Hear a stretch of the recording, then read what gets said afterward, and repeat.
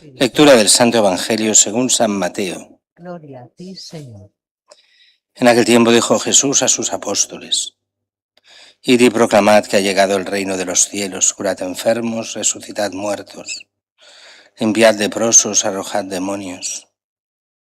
Gratis habéis recibido, dadlo gratis. No os procuréis en la faja oro, plata, ni cobre, ni tampoco alforja para el camino, ni dos túnicas, ni sandalias, ni bastón, bien merece el obrero su sustento. Cuando entréis en una ciudad o aldea, averiguad quién haya allí de confianza y quedaos en su casa hasta que os vayáis.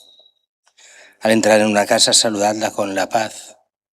Si la casa se lo merece, vuestra paz vendrá a ella.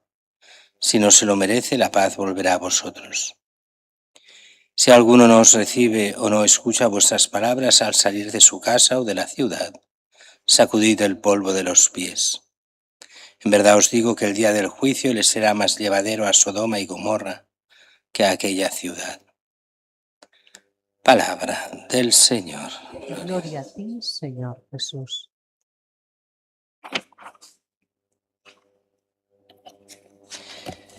La primera lectura continuamos siempre con Oseas, todos estos días, y hoy es este texto más que famoso de Dios que se presenta como un padre amoroso que cuida, que mima, que alimenta a sus hijos, a su hijo.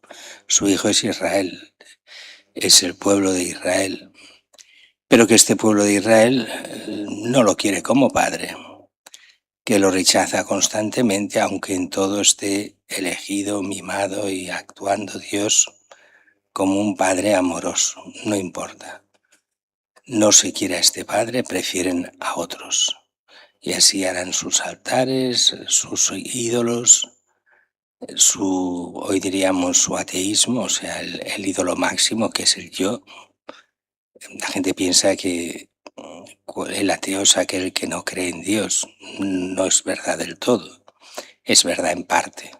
El ateo es aquel que se cree que Él es Dios, que Él es el que decide sobre el bien y el mal, que Él es lo más importante de este mundo, o lo único importante de este mundo. Eso es el ateísmo, el ir contra Dios haciéndose uno Dios, aunque en el fondo sabe muy bien que Él no lo es, que no es Dios, pero se lo cree de alguna forma. Y en este libro es esa llamada continua al pueblo de Israel a volver a Dios por medio de los profetas, por medio de Oseas, que como siempre algunos responden y muchos otros no. Unos para la salvación, otros para su condenación. Mientras que en el Evangelio estamos viendo este primer envío de los apóstoles quiere decir enviados. Y aquí es un envío que yo llamo así en plan de seminarista, en el sentido de que realmente como pastores de la Iglesia eso será a partir del don de Pentecostés, entonces sí que estarán como los pastores que son. Pero aquí es como una prueba, un ejercicio que les hace hacer el Señor. Ir por todos los pueblos donde Él irá. Les había dado ese poder de curar enfermos, de sacar demonios, incluso resucitar muertos. Y vendrán entusiasmados porque lo harán. Y todo eso quedan sobrecogidos por el poder que les ha dado nuestro Señor. Pero también les dicen que prediquen. ¿Prediquen a quién? Que prediquen que el reino de los cielos ha llegado. ¿Quién? Ese reino es Cristo, Él es el Rey. Y precisamente por eso lo envía a los pueblos de Israel donde piensa ir Jesús. Está preparando. Un poco los apóstoles aquí hacen de Juan Bautista el que prepara los caminos del Señor. ¿Y cómo lo han de hacer? Pues sin llevar dinero, sin llevar nada, fiándose de la providencia. Y aquí dan algunas normas que para nosotros, puede parecer que no tengan sentido, pero tenían sentido porque después estas normas las recogerá la Didaché, la doctrina de los 12 apóstoles, un documento que no se sabe la fecha exacta. Pero este primer catecismo se supone, más o menos de finales del siglo I. Máximo será primeros del siglo II, pero otros dicen que no, que es puede ser hasta del año 70, no se sabe, con certeza no lo sabemos. Pero sí sabemos que recoge muchas cosas y entre otras recoge para los misioneros cristianos parte de esto. El pueblo ha de entender que los misioneros han de ser acogidos, pero tienen algunas cosas prohibidas que vienen de este texto. Primero, el cambiar de casa.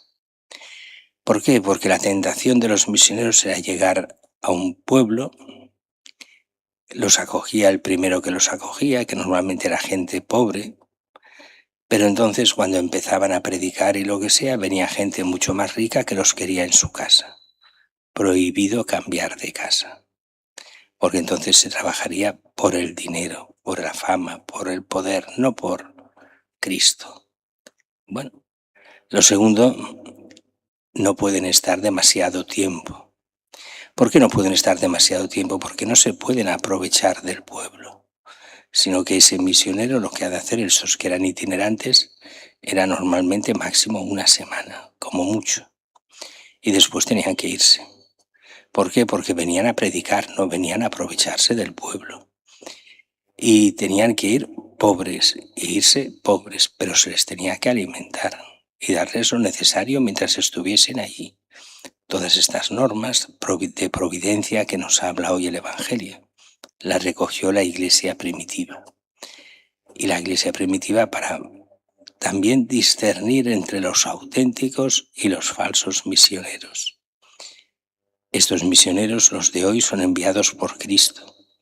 Los misioneros después tendrán que ser enviados por los apóstoles o los sucesores de los apóstoles, los obispos.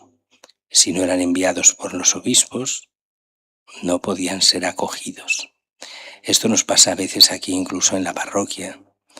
Muy a menudo nos viene gente, para pedir aquí en la parroquia porque son de tal asociación o de tal cosa, en teoría muy buena, pero siempre les hemos de decir lo mismo. ¿Dónde está el envío del obispo? ¿Te envía el obispo? ¿Has pedido al obispo que venir aquí? ¿Te ha hecho el documento? A nosotros no nos ha dicho nada el obispo. ¿Por qué? Porque la Iglesia está fundada sobre el testimonio de los apóstoles y sus sucesores, que son los obispos, que son la cabeza de la comunidad. Lo que no está en comunión con el obispo, no está en comunión con Cristo. Eso a mucha gente le cuesta creer, porque siempre piensan en los obispos como si fuesen, una institución extraña, como si fuese todo política o quién sabe qué, esos que están arriba. Y entonces como si nosotros pasásemos de ellos, pero no se puede pasar del obispo. Sea bueno, malo o regular, el obispo es el obispo. Y en aquello que le toca a él, le toca a él. Y en lo que se hace dentro de las comunidades y el hacer venir gente que no se conoce, toca a él discernir, no a nosotros. A él o a la curia en su nombre, a aquellos que él disponga. Y por eso muchas veces hay gente que no nos entiende. ¿Cómo? Pero si mi obra es muy buena, ¿cómo es que no podemos pedir dentro de la iglesia y hacer una colecta? No. Si no viene con mandato episcopal, no. Y no lo entienden. Pero claro, no lo entienden en el fondo muchos de ellos porque ya te das cuenta de que no son cristianos. De que simplemente esos son en plan ONGs y cosas raras que van a aprovecharse de la iglesia haciéndose ellos pasar también como iglesia, pero muchas veces no lo son. Y por eso toca el discernimiento al obispo. Es esa misión, ese Cristo que envía esos enviados que son los apóstoles. Y después sí habrá el enviado general que vendrá el día de la ascensión, id por todo el mundo, ya no solo al pueblo de Israel. Predicad lo que os he enseñado, a quien crea bautizadlo, pero enseñadles a cumplir todo aquello que yo os he mandado.